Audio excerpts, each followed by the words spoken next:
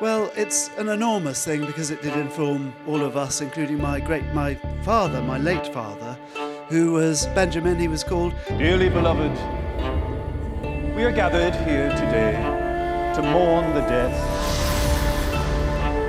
of a man who brought peace and prosperity to the people of Dublin. He stood over the source of water with an axe, and he fought over the source of the water from the brewery.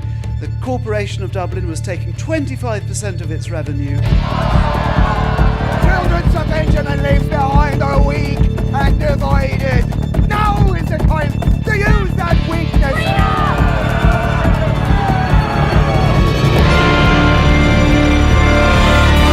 When your 5 times great-grandfather started Guinness and signed that famous 9,000-year lease.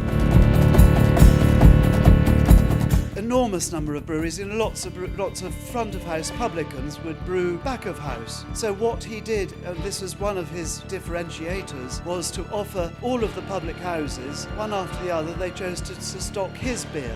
He only did when he came to Dublin.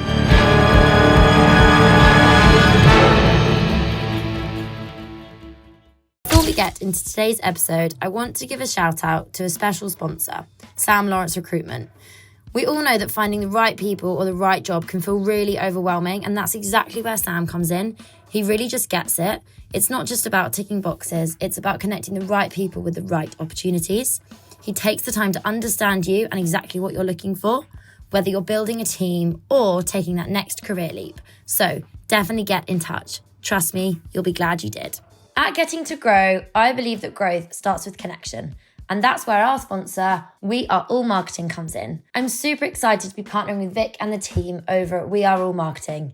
They're not just a marketing agency, they're storytellers, strategists, and your biggest advocates. Whether you're building a brand, launching a product, or strengthening your digital presence, We Are All Marketing helps you turn ideas into impact. With a personalised, results-driven approach, they ensure your vision reaches the right audience in the right way. Ready to grow your business? Visit weareallmarketing.com and see how they can help you thrive. Getting to Grow is also brought to you by the Coconut Collab.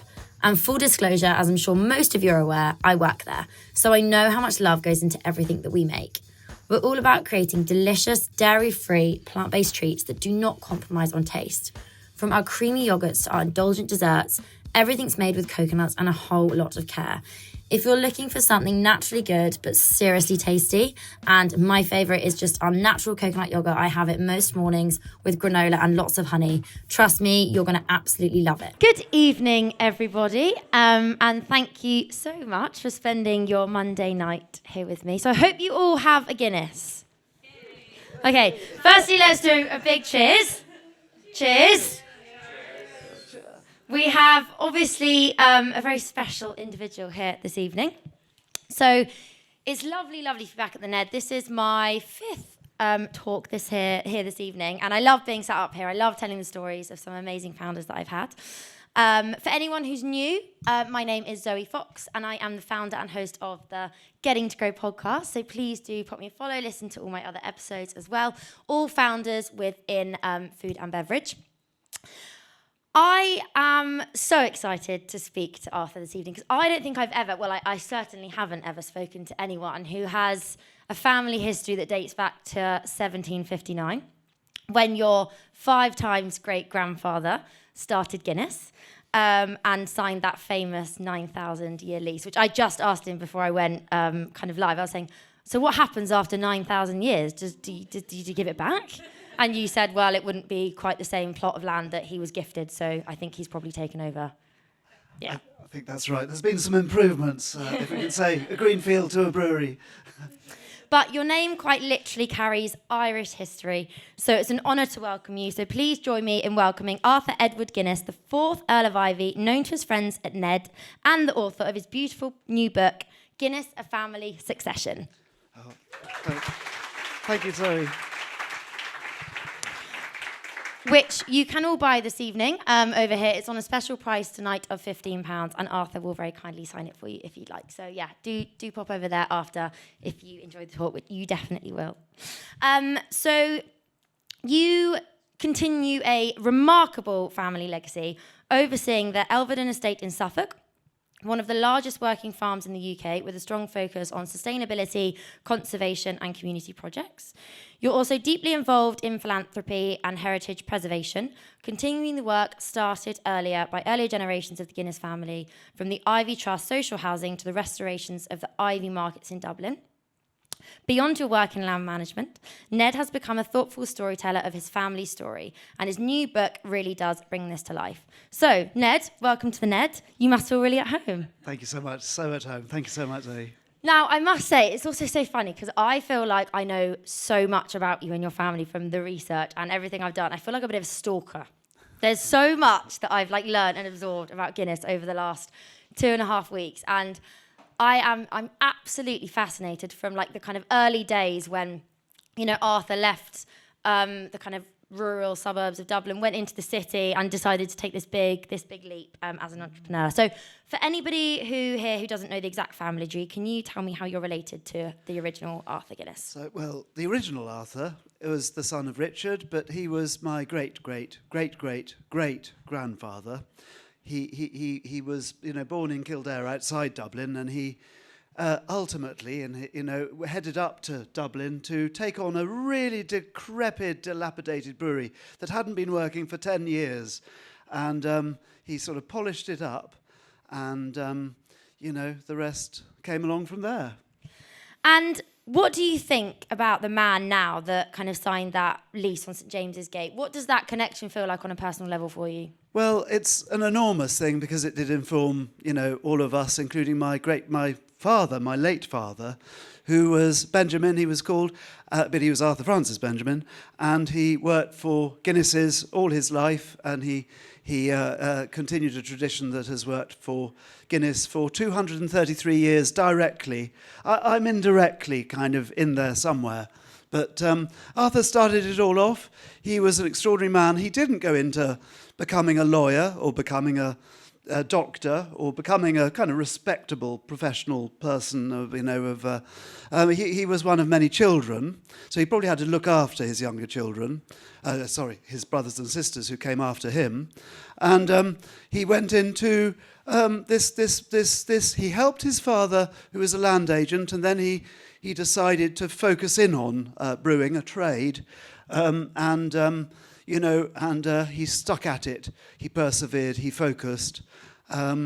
But he maintained, one of the things is he maintained his roots very strongly with Kildare. He had come up to Dublin, founded the brewery, all that, but he worked very hard to sustain or be involved very strongly with a charity with good causes in County Kildare.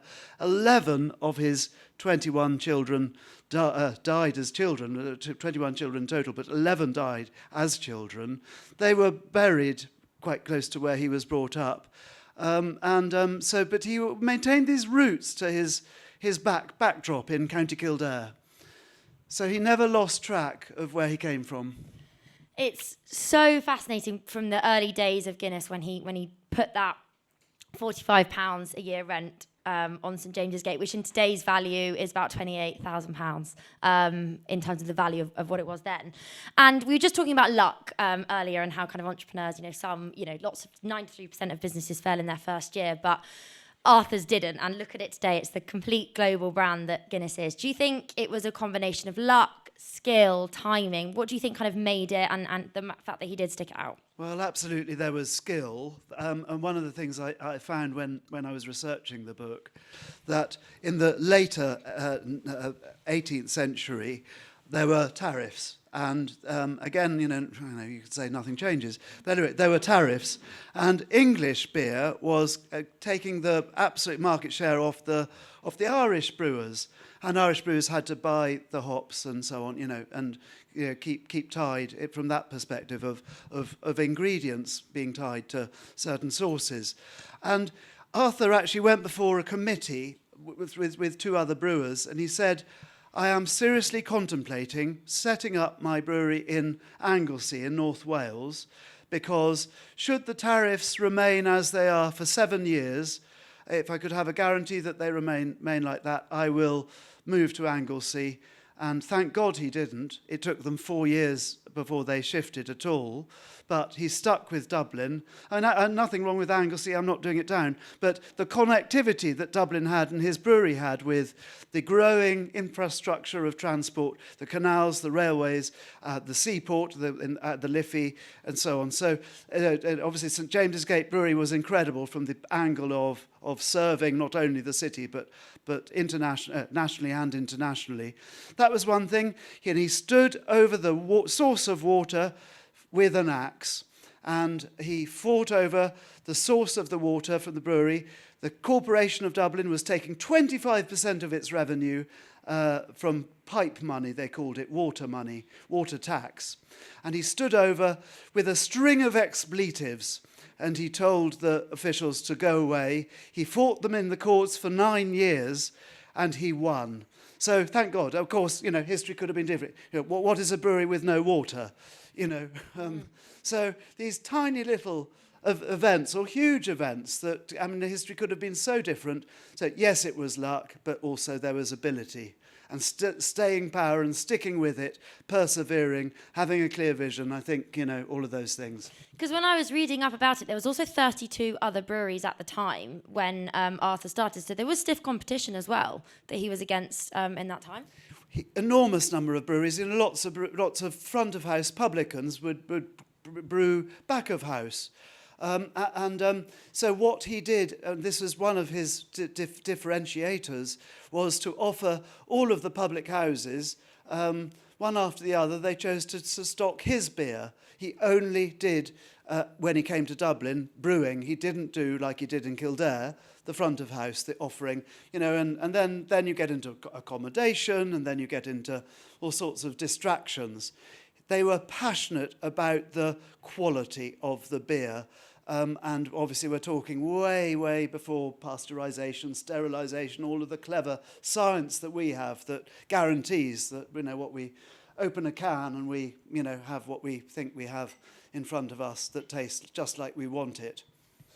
And you grew up in family in Dublin. What are the single clearest memories from that childhood that shaped how you think about the Guinness story today? Well, I was brought up in my great-great-grandfather, who floated the company, floated Guinnesses in 1886, Ned's and his wife Adelaide's house, Farmley.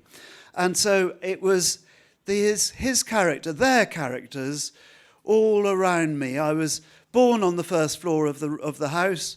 I remember, many happy memories. We lived on the top floor, us children. I'm a family of there's 4 of us. And, kind, really lovely people. My parents were quite busy. They were always sort of travelling and doing lots of lovely things, and including with us as well.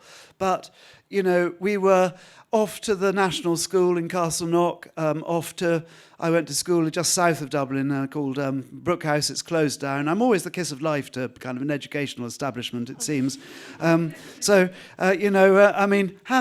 It was a small farm just outside the city centre. So it felt like a farm. My dad had these beautiful white charolais, these beautiful big animals. So we used to preen them for the Royal Dublin Society, the spring show every year. Go and feed them with cattle nuts and all sorts, and hope they don't trample on us. We were little then. And, bicycling, puddles, jumping around, the freedom, yes. Oh, amazing. And the Guinness story is such an iconic part of Irish history. How did you, growing up, know that you were part of this family? What kind of stories were told and the tales that went down the family? And did you grow up knowing what the dynasty was? My dad was incredibly good. He was a quiet man. He built the most amazing library, which is in Farmley now, and it's intact. It's a first day covers and first editions and Irish book bindings and so on. But he started collecting. But he was really obsessed by history. He loved history. He loved Ireland. And he'd moved over to Ireland full-time with my mum when we were little, before I was born. And, so he was always talking about history and about the brewery. We were going into the brewery. The last thing I ever wanted to do was go into the brewery because I wasn't sort of sipping delicious pints. And I was waiting for my father to come off the wretched telephone or, stop reading those ghastly papers. Or he smoked these dreadful cigars. They weren't nice, delicious cigars from Cuba. They were drain pipes, we used to call them. So he was sitting there waiting for him to get off a very boring meeting or something. And the team round him were very charming to all of us. And the last thing he wanted us to have was to go into what was for him the Guinness business. His Victorian a grandfather brought him up, and he had become the chairman of Guinness aged 25 with 20,000 employees around the world, international business, and that put on him lots of pressure. And he said to all of us, listen, if you want to go into an international thing, do it, but don't go into Guinness. Oh, quite interesting, really. And Guinness actually started in a very different world. When we look back at the 1750s, it was almost considered a health drink because of the kind of contaminated water at the time and how drinking Guinness actually would kill the bacteria in the stomach. So can you tell us about those early days, what Arthur Guinness was trying to achieve and kind of some of the challenges he came across in the brewery? Well, you're absolutely right. And it was that real strong dedication to detail. And that meant buying the best ingredients, seeing to the right process and adjusting because, brewing was a 52-week-a-year pastime. And so that old barley or that in the second part of the cycle of the year, it's a challenge. I know it from the crops we grow in Suffolk right now. We have all the benefits of refrigerated stores and this technology and that technology, but they didn't have that. He decided strongly, following a man called Patrick Sweetman, who actually lived on St Stephen's Green in Dublin, that Dublin became known. Sweetman was the first brewer to brew a good pint of stout porter in Dublin. And porter came from London. It was an English drink. It came over. The Irish began to have a taste for it and developed a taste. Sweetman proved that a good pint of porter could be brewed in Dublin. And it was only, it was a considerable period of time after the Guinness Brewery was founded, but it was the later part of Arthur's brewing career, that he actually switched exclusively to porter. And the benefit, one of them, was that porter can travel. Guinness can travel, which it did. And so, therefore, it grew. Because it started out as a light ale, is that right? That's right. And then it kind of progressed into the Guinness that we have today. That's right. He was an ale brewer in the first decades. So how did that transformation happen to the Guinness that we see today? Was it over that time that he had then, kind of the porter came in? That's right. He had seen the introduction. He'd seen this English beer. He also came across a remarkable brewing family called the Pursers. And much of the wonderful success of Guinness was obviously there were the Guinness family, but there were the people that they had around them, or we had around us. And actually, you spotted talent, you hoped to nurture it, you spotted it, you nurtured it, you gave progression, and you supported your team. And one of the remarkable things, the kind of cultural things that happened around, it wasn't just brewing beer, but it was about nurturing people and the health of people and the whole sort of the community, the around the locality. You looked after the employees. Well, they were healthy enough to look after you in their day jobs. So it was before its time. There was the most awful sectarianism. Ireland was split, and we were always very strongly in favour and publicly in favour of Catholic emancipation. We were always very strongly in favour of things that were, you might say, people were divided. And we were able to nurture the talent, and we were able to choose from the full pool of talent that we had. But people didn't have education like there was equal education opportunity now. So, it was an unfair sort of society, if you like.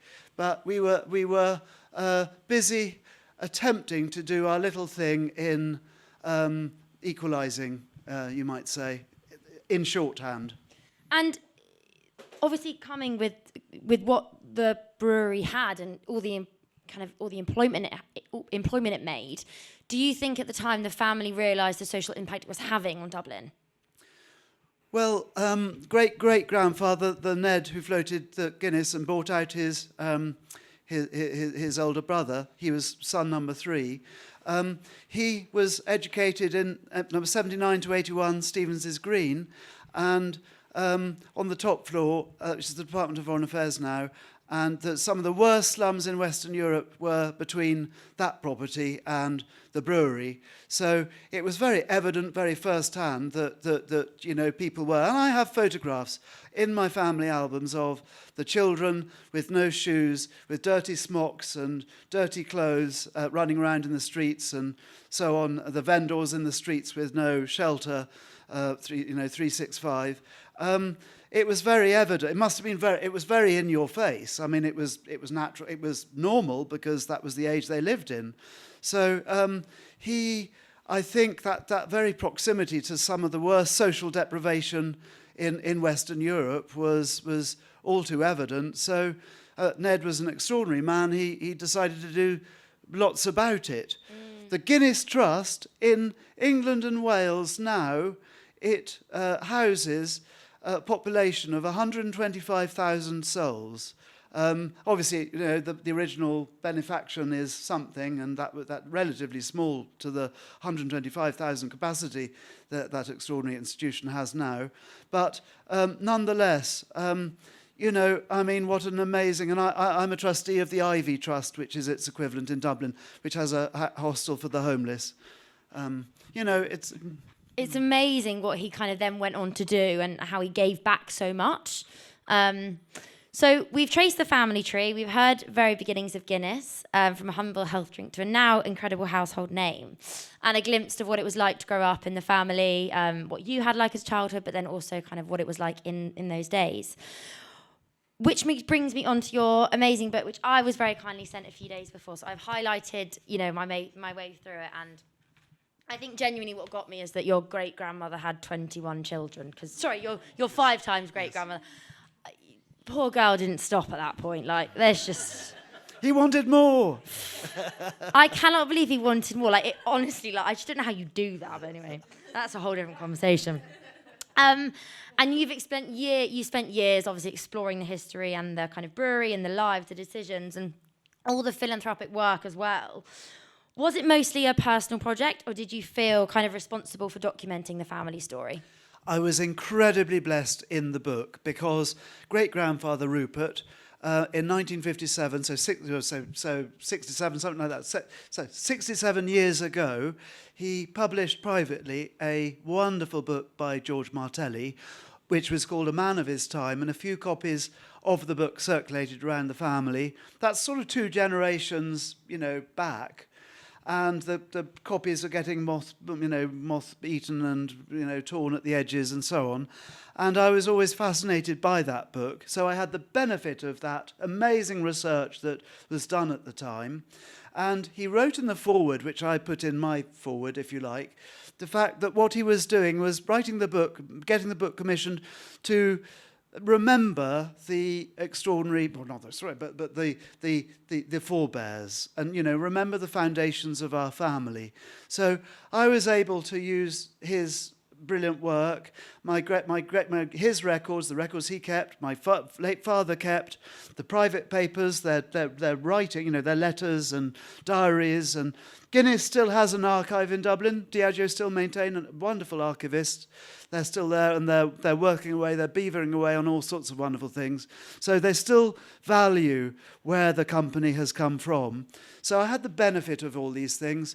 With Irish historian Antonia Hart, she is amazing, and I completely landed on my feet with her. She put the context of my family and the Dublin and the Ireland of the day and the international elements that were happening to Ireland of its day. But also my dear cousin Henry. I'm cousin Henry, so almost a twin. And we used to go to Frinton-on-Sea and play buckets and spades and so on. And we were aged 7 and 6 and so on. So Henry had a publishing company. It's called Scala. It closed down with COVID. It supplied museums everywhere and wonderful, galleries and so on, social, cultural institutions in America, Britain, Ireland, you name it, amazing. And closed it down for COVID because COVID didn't, work for those sort of places.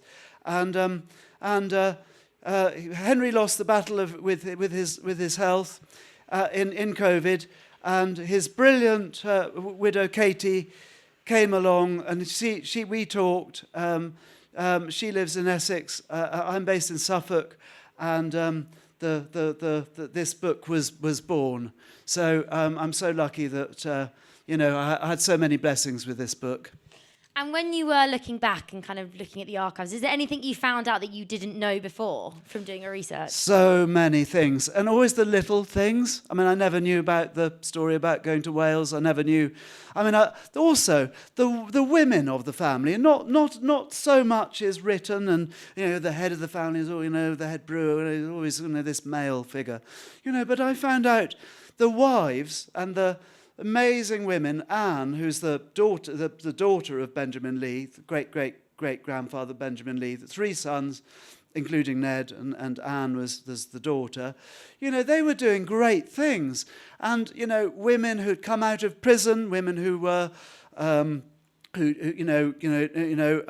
venereal disease went both ways, but trying to get people back into health, back into working for themselves, finding some pride in themselves and giving themselves a living, giving them shelter, giving them, reskilling them. The wives, the women of the Guinnesses were extraordinary. So, and it's true, behind every good man is a woman, and behind every good woman is a man, for heaven's sake, and it doesn't have to be exclusively like that. So we live in a completely society which is, it doesn't matter who you are, but have good people around you. That's the thing, your partner, whoever they are. Amazing.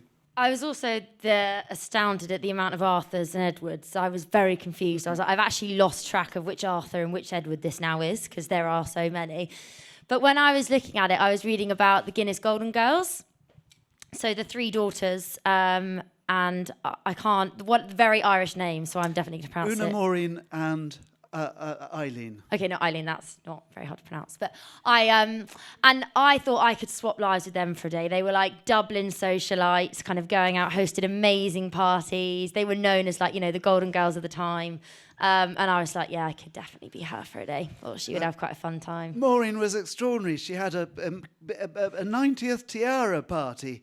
And there she was. That is my type of gal. There she was, greeting her guests, wearing her tiara and a shade long, in her hallway. Really, but everyone else was, if they were female, were expected to wear a tiara. I tell you, extraordinary. I would never forget it. Yeah, that's fabulous. And what was the first story you knew you had to include, and the moment you realised this book needs to be written? Well, I wanted to go back to the very beginning. That was my mission, because, you can go and look at things, but you've got to know where things originate from. Yeah. And, Ned was an extraordinary man, but he was an extraordinary man, but he was a 4th-generation brewer. And, so it was these sort of the layers, and they all did things, and they all made mistakes, and they all, there was more in success than there was failure, and they stuck with it, and they held on, and they, nurtured. There was all sorts of crises. So it was really important to just that, and I think Ned, the great-great-grandfather, he's got the most humble gravestone in the village graveyard where I live in Suffolk, and there he was. He was one of the wealthiest people in his time, in his country, and but they gave good parties, they gave to all these wonderful causes, but they stuck with it. I've got pocketbooks of Ned recording the price of his weekly and daily newspapers. You know, I mean, the attention to detail. Absolutely. He went to church every day. And actually, there's a thing in my book I discovered that religion was used to discredit competitors.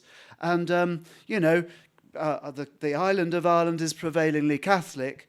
And, of course, being Protestant brewers, and it mattered in those days, everyone went to church in those days, you know, it was an easy swipe to make at, you know, oh, well, you can't do that. You can't drink the Protestant beer, you know, blah, blah, blah.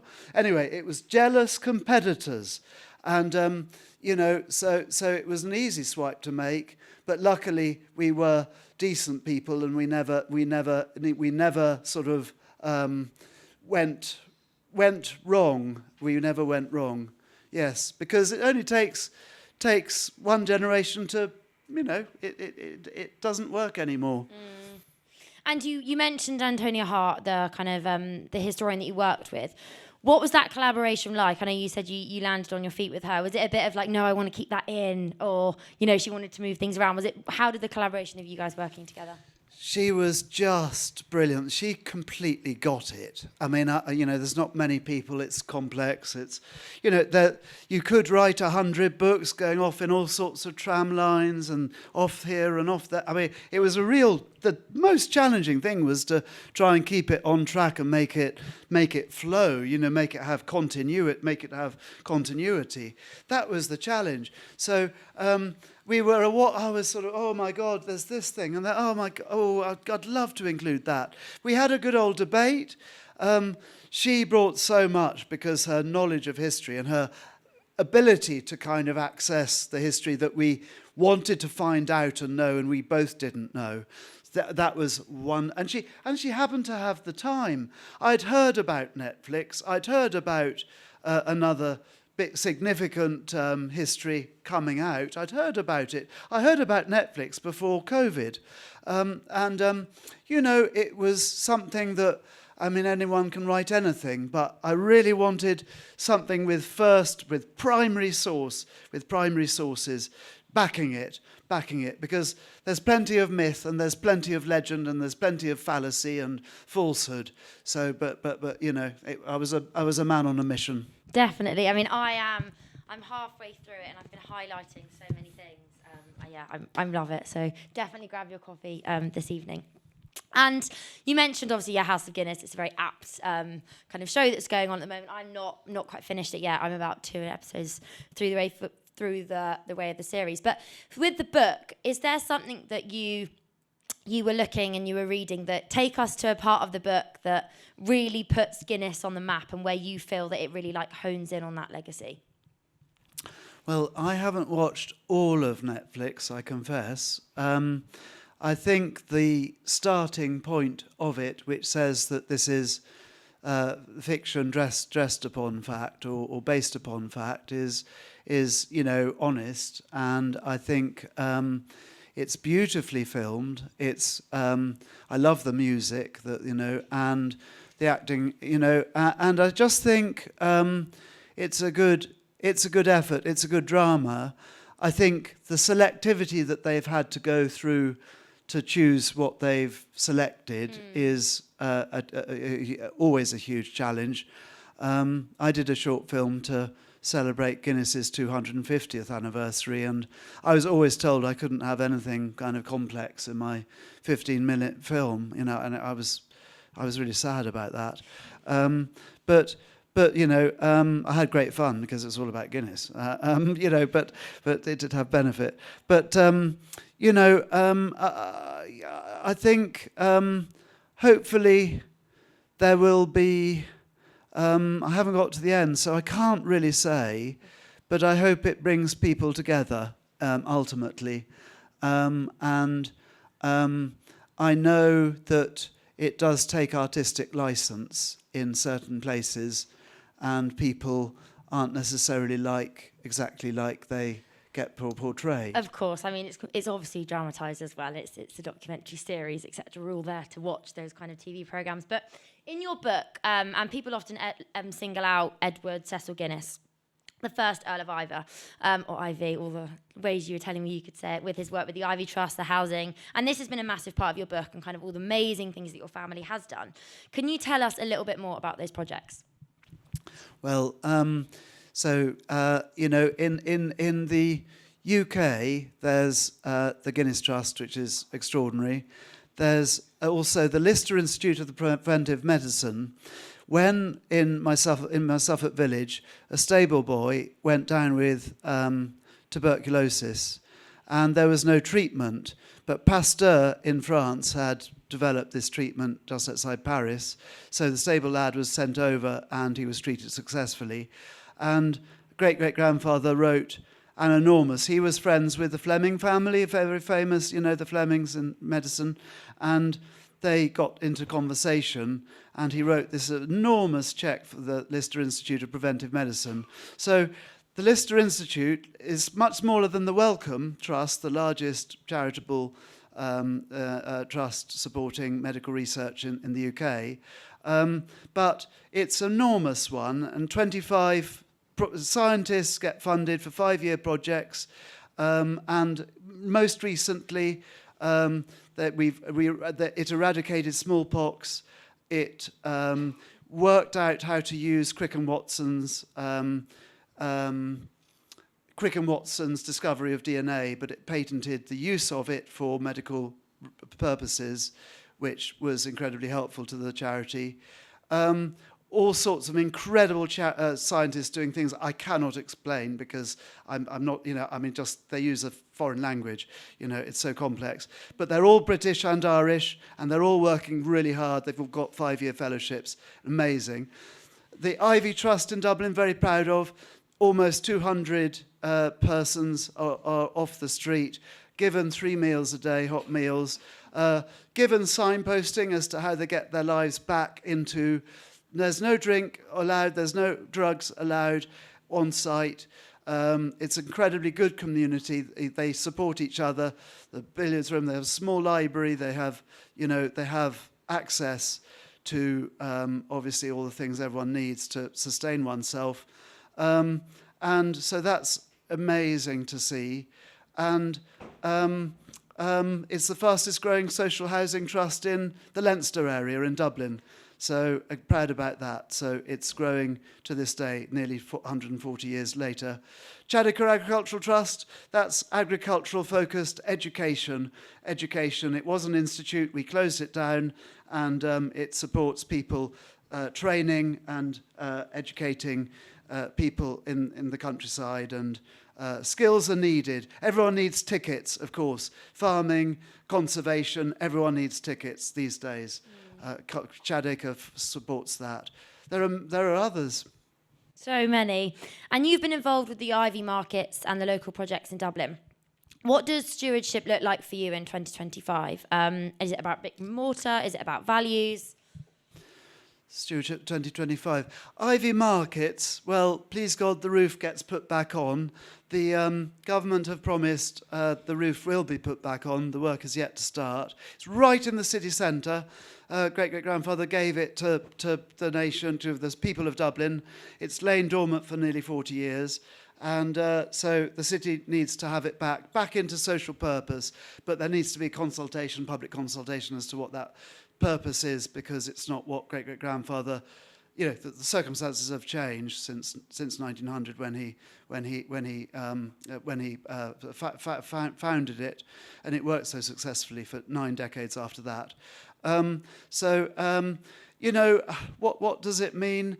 Well, it means we all have to be nimble, don't we? And we all have to adapt. We all have to work away and understand the world around us sufficiently to, you know, to remain relevant and to be sensitive enough, don't we? We need to be sensitive enough to those around us and the environment around us. And when the public look at Guinness's name today and everything you've done, what do you most want them to associate it with? Well, good things, and I think it comes back to humanisation, because if we're not careful, you know, at the pub and the humanising us tonight, you know, this, you know, gatherings, heaven's sake. We're people. We're all social animals.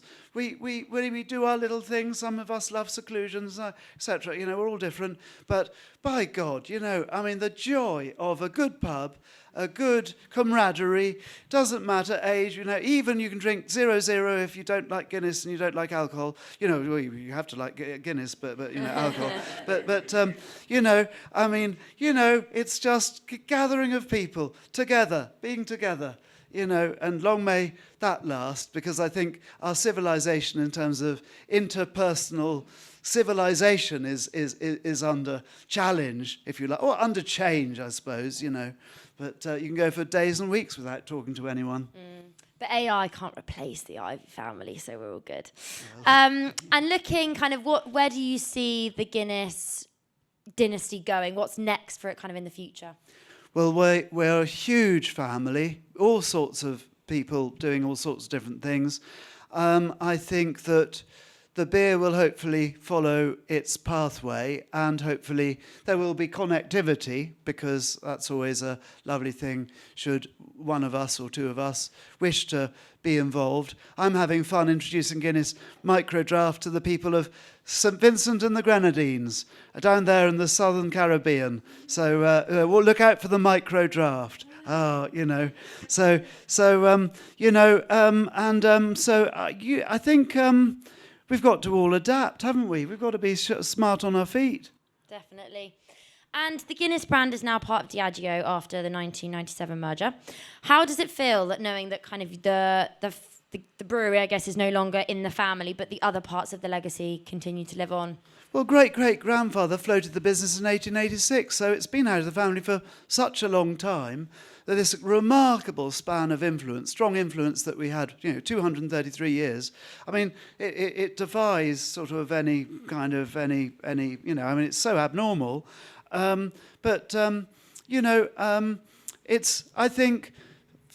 hope that the brand, and I hope the Guinness, and I hope the Guinness family will always sort of have an acknowledgement to our roots, because that's what grounds us. And does anyone in the family still have anything on the boards at Diageo? How does it kind of work that way? All our relationships are informal. Yeah. And this one I really love learning about. So one of the most unexpected branches of the Guinness story is the Guinness Book of Records. And now the world records. And what I found really fascinating is that book has sold the most amount of books ever and actually became a record in itself, which is so ironic because it was just never the point of that book. Tell us the story of how the Guinness World Book of Records came about. Wonderful story. Well, I say acorns and oak trees. So the Guinness Ireland directors gathered at Castle Bridge in Wexford after a shooting day out. They were shooting snipe in the wetlands and so on. The gambit was around the room, well, what was the fastest flying game bird in the British Isles of the day? So they all placed their wagers. Anyway. And it came back. Anyway, one of them knew two twins, the McWhirter brothers, coming out of Cambridge University, setting up a fact-finding business. Geniuses, Norris and Ross McWhirter. So the McWhirter twins, one of them or both of them answered the question. It was the golden plover. You would be locked in prison if you were shooting a golden plover. We were talking about 1953. Anyway, not protected then. Golden plover was the answer. And the Guinness Book of Records was born. I'll tell you two quick stories, if I may, following, because in the middle, I went to Marlborough College in Wiltshire after school in Ireland, and Norris was, record breakers and so on. I loved Norris, and Roy Castle was drumming, wonderful. These were kind of, I just watched them. I didn't know them, but president of the Old Moor Brewery and the council, with General this and Lord that and all these real grand people, Norris McWhirter. Anyway, he invited me as a shellboy, 13-year-old, to tea with him in the Poly tea room. Anyway, in the middle of my tea, this complete stranger, this grand old man, age 13, wearing shorts, I was, and he said, "Oh yes, well, Benjamin, your father, well, yes, it's his 43rd birthday this Saturday. Oh, no, Jesus, this complete stranger. He knows kind of what age what day it was this Saturday, and I'd forgotten my dad's birthday card. Jesus, I took this complete stranger to remember. Anyway, such was the genius of the man. These details would just come out from him. And his memorial service overflowed St. Martin's in the Field, and all I can say, it was quite literally the tallest, the shortest, the fattest, and the thinnest. And it was, if we had, I was mesmerized by the gathering of the most amazing people, to celebrate the life of one of the most amazing people that I've ever met. And do you have a favourite Guinness World Book of Records, like a classic one or a kind of one that really stands out to you that you remember in the book, from the book, or any of the books? Oh, blimey. I go back to the Ark, where we always used to get them for birthdays. And I used to pour, in the gents at Farmley, sort of studying my Guinness Book of Records. It was the pictures so often that were delightful. I have an original copy, and it was really all black and white and really quite earnest compared with the sort of 3D offerance of today. So which one is my favourite? Some of those extraordinary humans who do amazing things. I can't tell you which one I really admire most. I think we should do, I don't know if this has been done, because I actually haven't done my research on this particular point, but has anybody run the marathon in like a Guinness costume? Because I think next year, Arthur, that might be your calling. You've done your research exceptionally well, Zoe. You go everywhere. Tell you, well, I am to this date. I have the record for the fastest, not quite flying, toucan in the Dublin Marathon. And I was overtaking, I was about, hour 6 this was, overtaking a bunch of men, and they were in Dublin, and I was overtaking them, and I heard one say, Jesus, now we really don't know, we're being beaten by that bleeding bird. That's brilliant. And there'll be Q&A at the end, so kind of have a think about your questions. I'm coming on to just the end ones for Arthur this evening, which I've loved. I could go on for hours. When you look back at your journey of writing this book, what are you most proud of, either in terms of the family story that you've presented in the book or the message that you've put out to the world? Oh, that's a challenge. I suppose I love the gratification of how history links with contemporary. I was particularly pleased with Brendan, a wonderful man from Northern Ireland originally, who brews Elvedon beer in Elvedon and has done with me for like 20 years. And I went off to my off-licence. I went off to the magistrate's court to get the off-licence to stock Brendan's beer in my farmer's market, 35 years ago or something like that. So, but I love the sort of the continuity, the fact that we've got the Guinness Arms over there and the Elven Inn, the fact that I'm in, with a toehold in brewing at grassroots level and hospital and public house management. I don't know. I love the charitable things and how they go forward in such an amazing way, and obviously the charitably focused efforts that go on the back of the Forebears efforts, which hopefully get supported today.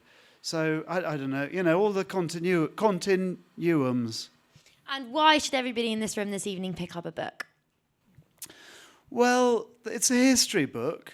It's also a book about people. And I think, I don't want to be hooting my own whatever petard, but they're pretty remarkable. And, there's a lot of humanity in it, I'd say. I hope there is. I hope people can understand it. And we're not far from Covent Garden, where, the porters were working with big loads and drinking porter, which Guinness and so on, the porter stouts became to be refreshing you with arduous work. It all started in London. and the beer did, and so it comes back. So it comes back, and it's still relevant. So I know we have sedentary lives as an overall, but Guinness is still good for you. What a way to end. I could sit here and talk to you for such a long time because there's so many more questions that I'd love to ask you. But thank you so much for letting me interview you live at the Ned's Ned. So enormous pleasure. Thank you for having me. Couple of things that I'm definitely taking away is that it's my second time I've dropped that book. It's my grandma's 90th birthday next year, so I'm making her sit on a Shay Long with a tiara on arrival. She'll have no choice. Also feel quite comfortable at home with you because I've got Irish in the family. I'm quite pale and ginger myself, so my grandma's on the other side is Irish.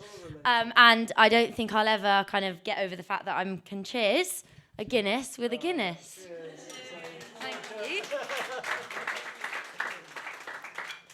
So, questions from the audience. Please do as well, take pics and put it on kind of social media for me to tag and all that good stuff as well. But pics from the audience. Questions from the audience. Who would like to go first? It's actually quite hard to see. I'd like to ask a question. Okay. This is probably one of the most famous logos in the world. Oh, do I need a microphone? Sorry. So, this is one of the most famous logos in the world. I mean, everybody recognises what this means. But is there a very quick, brief story around the logo? Ooh. Well, 1860s it was, and Benjamin Lee, great-great-great-grandfather, patented the harp. I think it was the harp you were pointing to. And, so that was recognition that one needed they didn't do advertising, but they needed distinction, because obviously distinction is all. I get very annoyed, my onions on my farm, we still don't brand our onions because no one wants branded onions, wheat for more ways than one, so it was the distinctiveness, it was the harp, the signature, the presence that was setting oneself apart, which was important.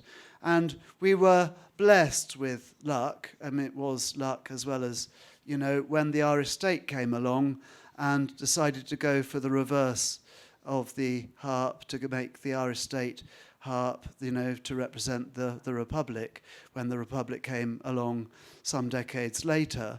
So some things are luck, and some things are, but he was insightful. He must have been extraordinarily insightful. I don't know enough about patents to know just how early that was, but obviously hugely significant. Another one from the audience. Thank you, that was great. Just doing some online research, I found that one of the third major markets for Guinness is Nigeria. What do you see as the kind of driving force behind that, and also the international expansion of Guinness? Isn't it wonderful that it's such an international. I think there are 40 breweries around the world, and as you say, Nigeria is absolutely, and West Africa more broadly than Nigeria is, and East Africa, strong markets. It was the way that Ireland was. We were concerned when partition happened that partition was going to knock export from us. And from about 1830s, there was more exported Guinness than there was indigenously Irish drunk Guinness. So it was very early on that we saw the power of export overseas markets. And then we followed the empire, but the empire obviously was, 3/4 or 2/3 of the world at a certain point. And Nigeria was part of it. And we discovered also that West Africans generally have a taste bud that they love the 8% Guinness. So it's a different product. It's FES it's called, and it's a beautiful product that comes out of a bottle, not a keg. So how Guinness gets, and they spotted it, and to work it out. And in some places, Guinness is brewed with sorghum, and how the Chinese in Malaysia drink it as part of a delicious drink they have for breakfast with an egg inside. Whisk it up with an egg for your breakfast. Delicious, I know. Culturally it's adapted, but wherever you are in many countries, it's somewhere and it's cherished. Isn't it wonderful? Some more questions. We have time. I can't see. Anyone have their hand? Oh, this lady over here. Thank you. I was just wondering if there's anything in particular you think makes Guinness today, because I work in the alcohol industry as well, and I see Aperol and Guinness as whole categories within themselves, where there's not really many competitors. So, yeah, what would you say makes Guinness so special? Oh, good question. And that is a good question. And and in the UK, I mean, Guinness was always, as a major brewer, was always a tied house. It was always invited in by the owners of the tied houses that, Margaret Thatcher sort of knocked the biggest tied house networks. She curtailed the extent of them. She curtailed the number of them. And so Guinness was always a guest beer in so many in the UK establishments. What makes it so special? Well, Heineken have worked jolly hard with Murphy's. They bought it out of receivership in the early 80s, and it kind of comes and it goes. They get kind of bored of it, and then they get engaged with it again, and so on. But Guinness has always been there. And but the remarkable thing about Guinness is that it's increased its UK on-licence market share to 17.5%. At latest recorded, and maybe not, because maybe there's been a figures, but since I saw them, 17.5%. There's never been a beer with a stronger concentration of beer of marketplace concentration in the on-licence sector in the UK, which is extraordinary. In my late father's time, stout was 4%, which included Guinness. So I can't put my finger on it. I mean, Diageo have been doing some things well. I don't know, but, luck and judgment. Thank you. One more question before we wrap up. This lady over here. It's very difficult to see everyone. We can't see any faces, so it doesn't... If I look like a sort of, I don't know what. Yeah. But, please forgive me. I honestly can't see. I guess on that point of Guinness becoming even more popular, there's been lots on social media with Split the G challenge. Is that something that you would do? Is it something your family have done for a while, or is it quite new to the Guinness world? I was introduced to it by my 19-year-old son. He's at university as we speak, and and I note that I've done it on a number of occasions since. I'm still perfecting the art. That's the challenge. So I'm trying to get better. But God blimey, I love a thirst-quenching gulp or two, and isn't it remarkable? Well, it is a challenge, and wagers and things can be placed. So yes, and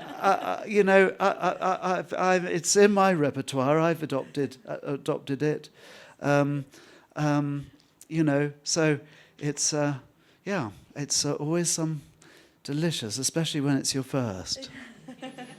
Well, I'm sure Arthur will hang around Ned for a Split the G challenge outside.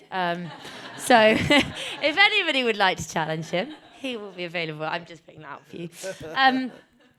Huge thank you again. It's been fascinating, and now I can finish the book knowing you, which is quite special and definitely fun. And I wish my granddad could have been here today, because when I was growing up, all he used to have was a Guinness with him. So yeah, he would have absolutely loved this talk.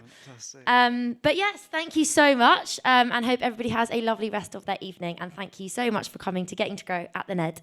Thank you.